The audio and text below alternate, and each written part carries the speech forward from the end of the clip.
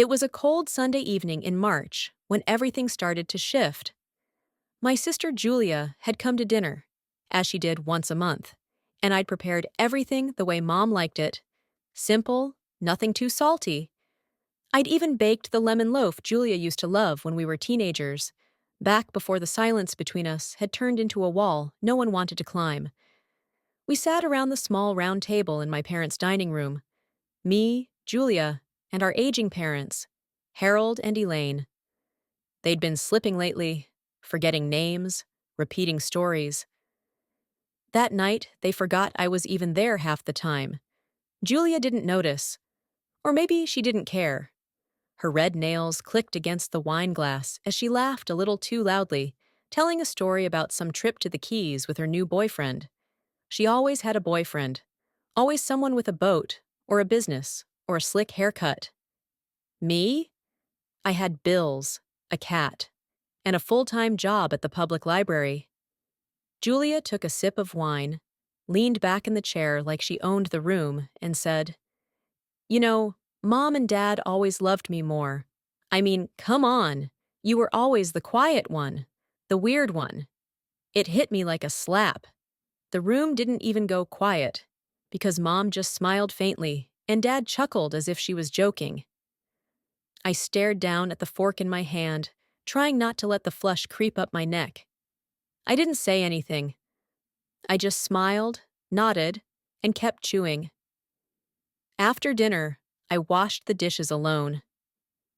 Julia scrolled through her phone in the living room, and Mom napped in her chair while Dad muttered to himself about the old furnace. I stayed silent, but something changed in me that night. It was like watching a wall shift, revealing something you'd tried hard not to see. I didn't sleep well that night. I kept hearing Julia's voice in my head like a radio I couldn't turn off. "You were always the quiet one. The weird one." The words burrowed deeper than I wanted to admit. I wasn't 15 anymore, crying into my pillow after she stole my diary and read it aloud to her friends. I was 58. I paid the bills. I cleaned our parents' house every week. I made sure Mom had her heart medication and Dad didn't forget his cane. Julia showed up for birthdays and Christmas, took pictures with them, and left before the dishes were done. The next morning, I sat on the back porch with my coffee, watching the wind toss around last year's dead leaves. I thought about what it meant to be the other sister. Not the beautiful one, not the favorite, just the reliable one. The one who never asked for anything because she already knew the answer. Around noon, Mom called. She'd forgotten what day it was and couldn't find her reading glasses. I drove over, found them sitting on top of the microwave, and stayed long enough to help her relabel the spice jars she couldn't read anymore. Dad tried to fix the dripping faucet but gave up after 10 minutes and went to nap. The place was falling apart, and so were they. I asked Mom if she'd considered getting help, someone professional, even just part-time. She looked at me, a bit offended. "I don't want strangers in my house," she said. "I have you." I didn't say anything. But again, that quiet shifting happened in my chest. That slow recognition that maybe they never saw me as a daughter with her own life, her own struggles. Just the helper. 3 weeks passed. Julia didn't call. She didn't visit, but I did. Twice a week, like always. Until the day Dad fell. He was trying to fix the broken gutter out front. He got up on the second step of a ladder and lost his balance. His wrist was fractured, and he had bruises all along his hip. Mom was the one who called me, panicked and breathless, saying she couldn't lift him. I left work early, drove over, and stayed the night. I helped him use the bathroom. I made sure he ate. I changed the sheets. I told my boss I needed to reduce my hours, just for a while. 2 days later, Julia showed up. Not alone. She brought some man named Greg, a stocky guy with a loud laugh and a Bluetooth in his ear. "Poor Dad," she said, stepping over the mail I hadn't sorted yet. "We were just in Atlantic City when Mom called. Good thing we came, huh?" I didn't answer. While Dad dozed on the couch, Julia opened a bottle of white wine she didn't offer to share and whispered to me in the kitchen. I mean, we're going to have to split the work now. You can't expect me to handle everything. Everything? I looked at her hands, manicured, holding a glass she hadn't washed, and I felt something inside me lock into place. I didn't argue, I didn't scream, but I started planning. The thing about resentment is that it doesn't shout, it simmers. It brews in quiet corners, under polite smiles and folded laundry, in the long drives to pick up prescriptions, in the scrubbing of toilets no one thanks you for. And every time Julia showed up with her perfume and empty words, it simmered hotter. I started keeping notes, not out of spite, at least not at first. I told myself it was for practical reasons. A spreadsheet on my laptop where I logged each hour I spent at the house. Grocery receipts, appointment records, medication lists. But with every entry, I started to see it more clearly. This wasn't just helping. It was unpaid labor, emotional labor, life-altering sacrifice. And no one, not even Mom, saw it that way. Julia continued to visit irregularly. Sometimes she'd bring food, takeout, always cold, and leave after 30 minutes. One evening, she suggested we hire a cleaner, someone to deal with the clutter. I asked who would pay for that. She blinked, laughed, and said, "Well, not me. I'm stretched thin, too, you know." I wanted to ask her, "What exactly are you stretched thin from? The tanning appointments? The beach weekends?" But I didn't. Instead, I wrote it down, word for word. Not me. I'm stretched thin, too. It made the list. One afternoon in early May, the lawyer called. "Mrs. Taylor," he said, "your father asked that we reach out to both you and your sister regarding early discussions about power of attorney and estate planning." I paused. Estate? Yes. He mentioned some concerns about forgetfulness, about making sure both daughters are informed. We'd like to schedule a meeting. It was the first time in years I'd heard the word daughters used in the plural when discussing responsibility. I agreed to come in, on the condition Julia would be present too. When I told Julia, she groaned. "Do we really have to get into all that now? They're not dead yet."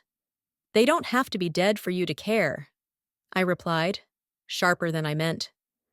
She rolled her eyes. "Fine. Schedule it. I'll squeeze it in between client calls." The meeting was scheduled for the following week. In the days leading up, I noticed Dad asking the same question 3 times in the span of 10 minutes. Mom burned the rice twice. They were fading faster than I wanted to believe. The night before the meeting, Julia sent a text. "Greg might come with me. You know, in case it gets legal." Legal? That word sat heavy in my chest all night. The meeting with the lawyer took place on a rainy Thursday afternoon. I arrived 15 minutes early, dressed in the same gray blazer I wore for job interviews. Julia swept in late, of course, soaked but unapologetic, her hair frizzed just enough to annoy her, her heels clicking loudly down the hallway like warning shots. Greg came too. He wore a navy sports jacket over a polo shirt and greeted the lawyer like they were equals. I noticed he didn't take off his sunglasses, even indoors. The kind of man who always needs an audience. We sat in a square room that smelled like paper and tired coffee. The lawyer, Mr. Conway, was polite but firm. He explained what power of attorney would mean and how our parents were entering a stage where decisions might need to be made on their behalf. Financial, medical, even long-term care arrangements. He slid the forms across the table. "Your father indicated he wanted both of you involved, but he left the specific arrangement to be decided between you." Julia leaned back, arms crossed. "I mean, it makes sense if I'm the one. I'm better with money, more level-headed." I opened my mouth, then closed it. Greg spoke next. "We've actually talked about hiring a professional caretaker and leasing the house. Your parents could move into assisted living, and the income could offset costs." My stomach twisted. I turned to Julia. They don't want to leave their home. They won't know the difference soon, Julia replied, too casually. And if we keep letting them rot in that house, someone's going to get seriously hurt again. I looked at Mr. Conway. I've been caring for them for over a year. I've documented every hour, every purchase. I've put my job on hold. I think I should be primary. Julia scoffed. Are you trying to get control over everything? Is that what this is? I kept my tone flat. I'm trying to protect them from being treated like a business transaction. The meeting ended without a signature. Mr. Conway suggested we take some time to come to an agreement, and I could tell by the look on his face that he'd seen this before. Sisters who weren't really sisters anymore. In the car ride home, the silence between me and Julia was colder than the rain outside. Greg was the one who broke it. You're emotional, he said from the back seat. That's why Julia should handle it. I gripped the wheel tighter but didn't respond. We dropped them off, and I didn't even wait for Julia to close the door before pulling away. That night, I sat at the kitchen table with my spreadsheet, my stack of receipts, and a blank page. I started writing a letter to Mr. Conway, outlining the hours, the costs, the medications I managed, the cleaning, the driving, the falls I'd caught just in time. I included quotes from Julia, exact words, dates, not because I thought it would change her, but because someone needed to remember the truth. And then I did something I never thought I would. I emailed my boss and resigned from the library. Not because I wanted to give up my career, but because the math was clear. If I didn't make my parents my full-time job, no one else would. As I closed my laptop, I realized something.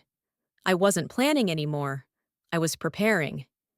It's strange how silence changes after a decision is made. Before, it was filled with doubt, hesitation. Now it was focused, useful. In the following weeks, I fell into a rhythm. Mornings began early. Breakfast for Mom and Dad. Medication checked off a list I taped to the fridge. I arranged for handrails to be installed in the bathroom, and a visiting nurse came by twice a week. I was careful to keep every receipt, every invoice, and I emailed copies of everything to myself, creating a paper trail Julia couldn't twist. Julia didn't call, not once. But I knew she was watching. Her name popped up on Dad's bank statements, small withdrawals here and there. When I asked him about them, he blinked, confused. She said it was for groceries, he mumbled.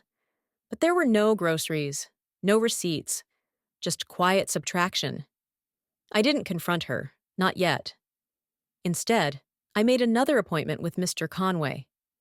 This time, I came with a binder. He read through my documentation slowly, carefully. At the end, he looked up and said, "You've done more than enough. If you want to move forward with becoming sole power of attorney, we can proceed. But I'll need your parents' signed consent." That was the tricky part. They trusted me, but they also still saw Julia as their little girl. The charming one, the fun one. The idea of cutting her out of the process felt unnatural to them. So I didn't frame it that way. I told them I was just taking on more so Julia wouldn't be burdened. Burdened. The word almost made me laugh. The papers were signed 2 days later. Quietly. In the kitchen, while Julia was God knows where. Dad was tired. Mom just nodded and said, "You've always been the steady one." It didn't feel like a victory. It felt like a funeral. A week later, Julia found out. She came storming into the house like a tornado, Greg trailing behind her. I was folding laundry in the living room. She didn't say hello. "You had them sign it behind my back?" she hissed. "Are you out of your mind?" I stayed calm. "They signed willingly. You've been absent. Someone needed to act." "You're jealous," she spat. "You always were. This is about control. You want to keep the house, the money." "There's barely any money, Julia," I snapped, "and the house is falling apart. This isn't about winning. This is about keeping them safe. Greg stepped forward. We might get a lawyer. This feels shady. I met his gaze. You do that, but make sure your lawyer sees the documentation. Every single spreadsheet. Every log of your withdrawals. Julia paled. You're bluffing. I didn't blink. Try me. She left without another word. Greg slammed the door harder than he needed to. That night, I sat with Mom while she dozed, her hand in mine. I didn't feel triumphant. I felt tired, but I also felt free. Summer crept in slowly that year, the kind of slow where days blurred together, prescriptions to refill, meals to prepare, visits from the nurse. Dad was sleeping more, confused more often. Sometimes he called me by Julia's name. I stopped correcting him after a while. Mom was still herself, mostly, but quieter now. She'd sit on the porch and stare at the garden she could no longer tend, fingers twitching as though remembering how to pluck weeds from the soil. We settled into a routine. I started getting groceries delivered.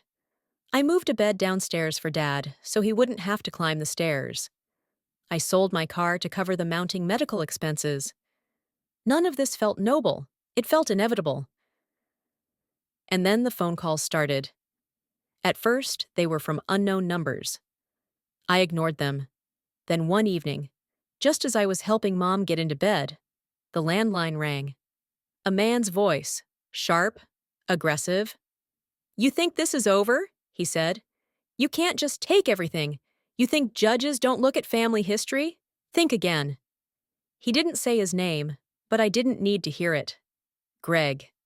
Julia hadn't come back to the house since the day of the argument, but she was busy behind the scenes, digging, spinning stories, maybe talking to lawyers. I knew her game. Emotionally absent for years, now suddenly desperate to control the narrative. I documented everything, every call, every voicemail. I updated my binder and kept it by the front door like armor. A few days later, I received a letter, not from a lawyer, but from Julia herself.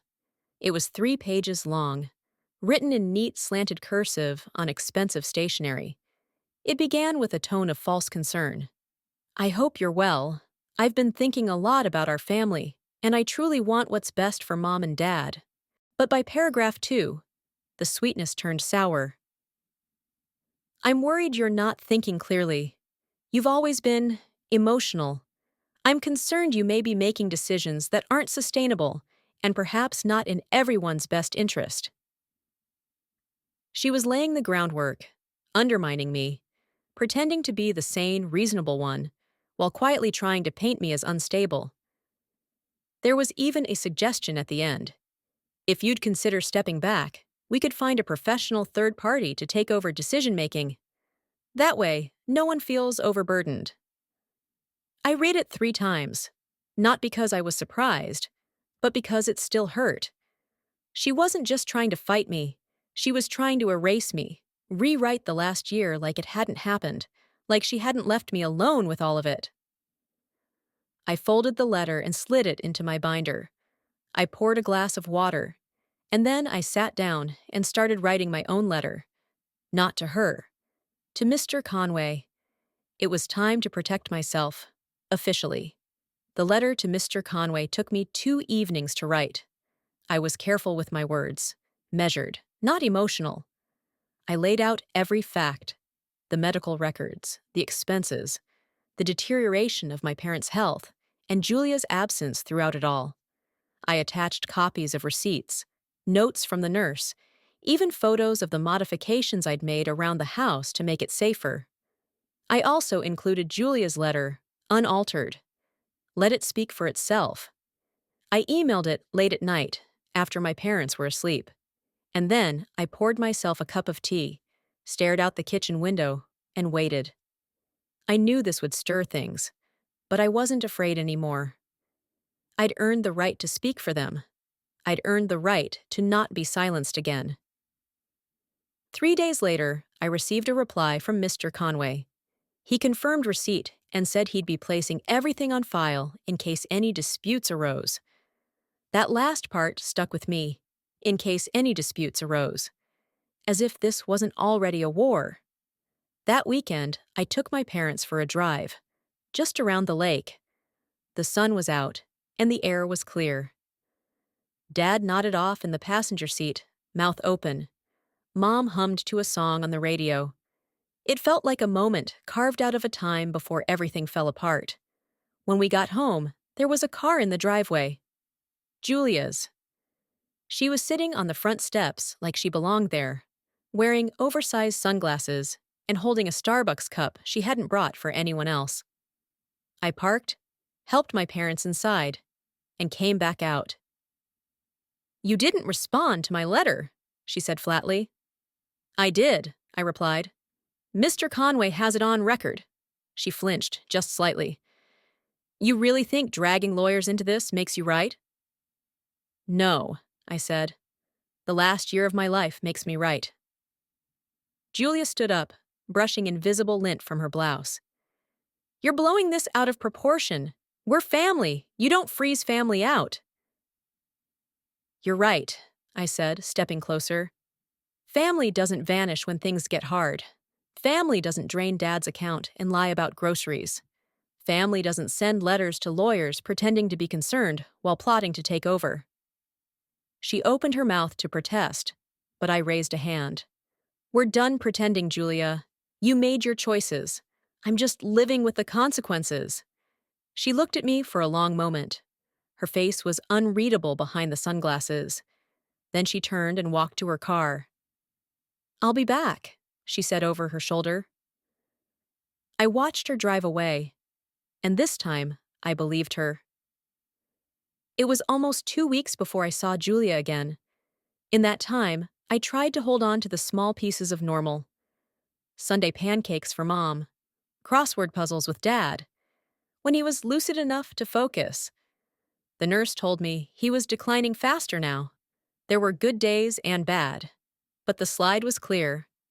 Then, one Tuesday afternoon, a letter arrived. Certified mail. It wasn't from Julia. It was from a local elder care ombudsman's office.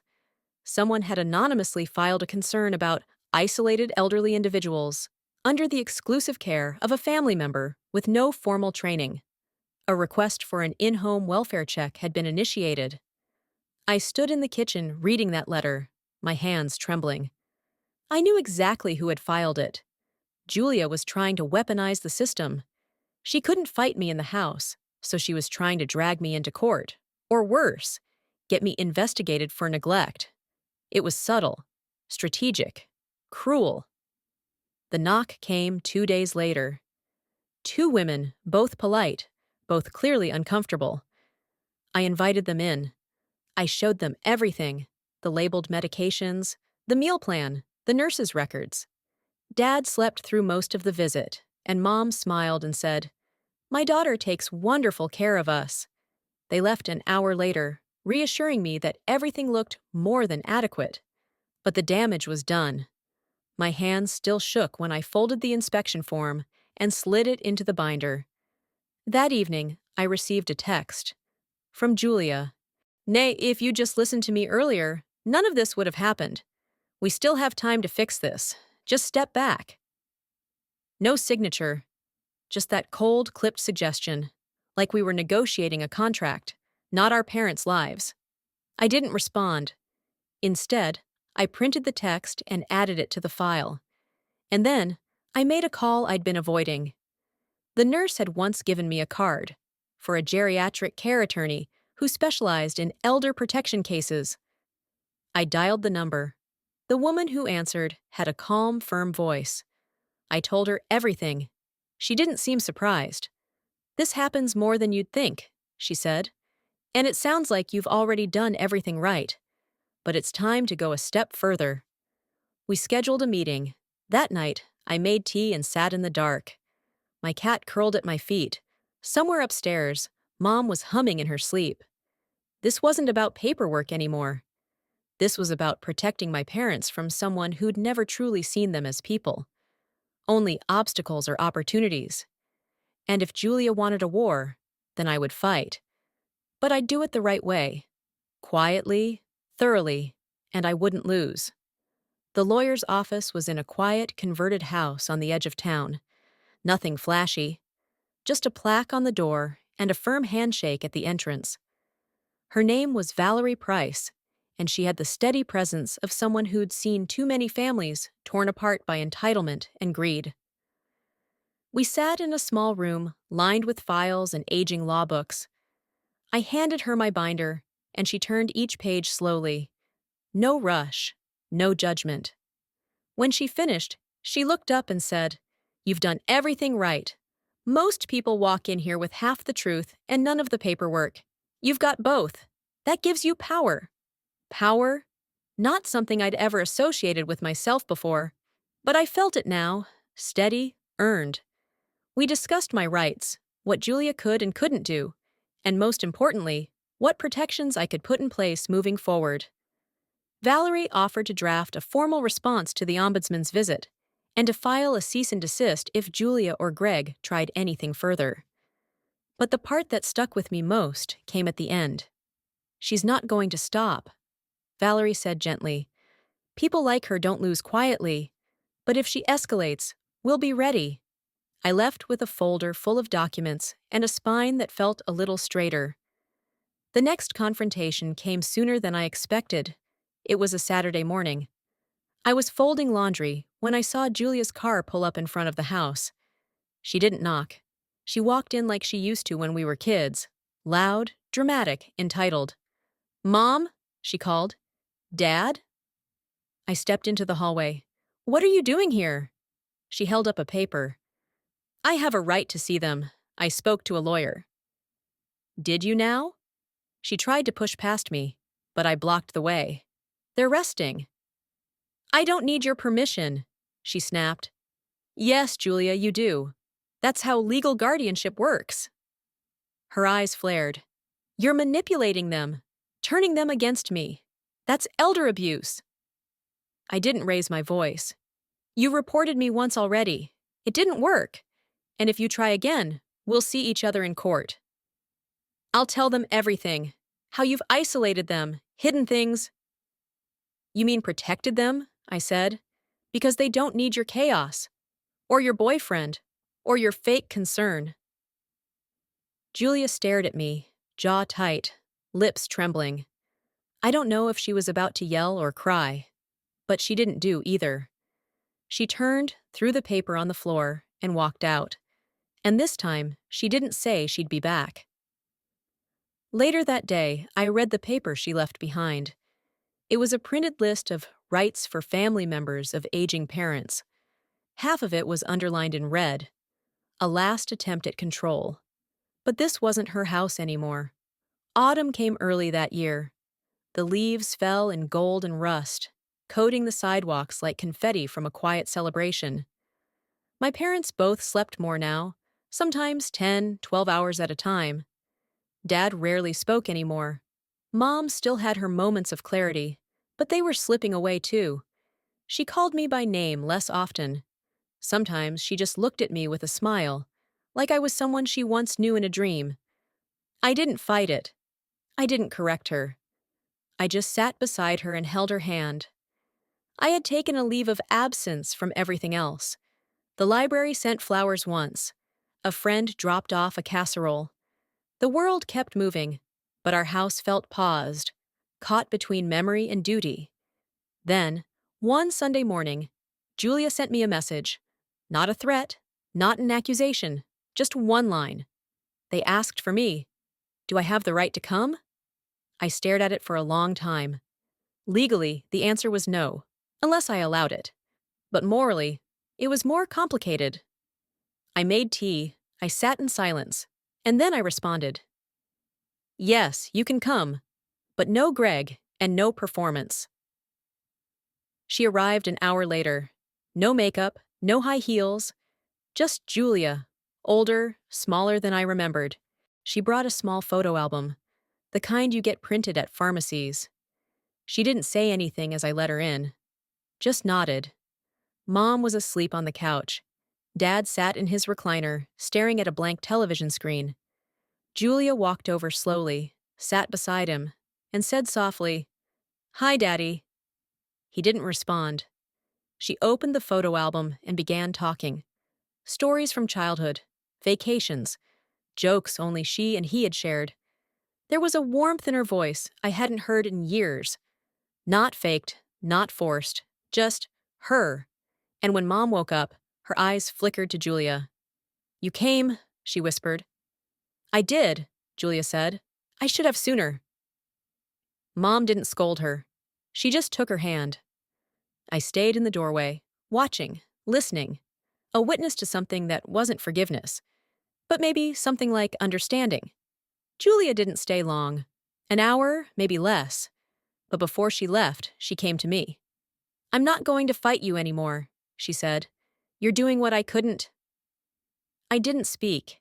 She stepped back. I hope, someday, you'll believe I didn't mean to hurt anyone. I nodded. That was all I could give. She left. And this time, I knew it was the last time she'd try to take anything from us. Later that night, I sat at the kitchen table with the binder in front of me. I didn't need it anymore, not really, but I kept it anyway, because it was proof, not just of what I'd done, but of who I had become.